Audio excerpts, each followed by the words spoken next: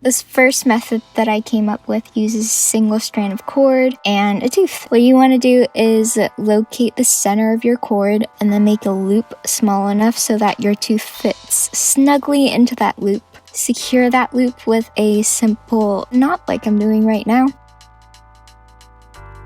And then you're going to put your tooth back into the loop. Your knot could be in the front or the back of the tooth, entirely up to you. And then we're going to pull the knot down a little bit and we're going to feed the ends of the cord through the loop, just like that.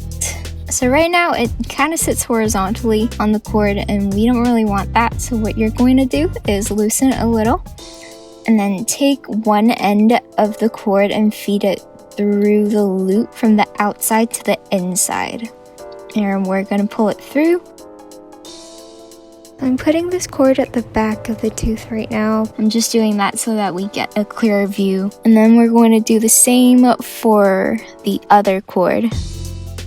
I don't know how YouTubers work on DIY videos through their viewfinders. I always feel the urge to pull whatever I'm working on towards me, just take it off camera. Just pulling the knot at the base here so that I can tighten it a little more. So you want to make sure to make it tight so that your tooth doesn't fall out.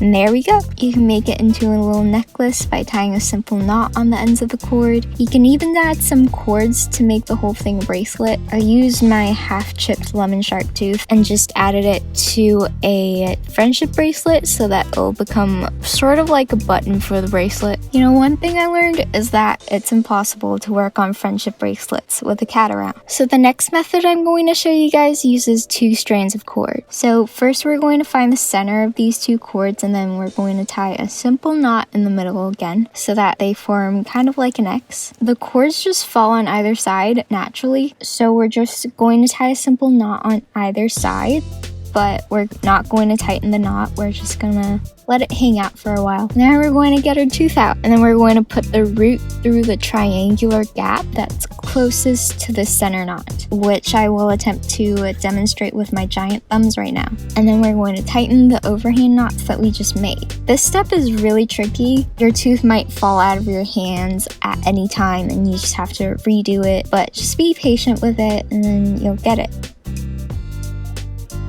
You're going to put the root on the other side through the gap and then you're going to tighten the knot. So now you should have the cords pointing towards the front and the back of the tooth. So this is the view of the back of the tooth. And now we're going to make a simple knot again with the ends pointing towards the back. And then I'm just going to exercise my skill of tying a knot with one hand. Then if you want to make it more secure, you can flip the tooth over and then tie another simple knot with the 2 ends pointed towards the front of the tooth. I don't think my sand tiger tooth needs it, but here's what it looks like on my Mako tooth, which did need it. If you want to make it more secure, you can tie another knot on the sides of the tooth. And I'm going to make 2 slip knots to make this a bracelet. In case you're wondering how my Mako tooth was doing, I ended up adding a couple of cords to it and made this little number.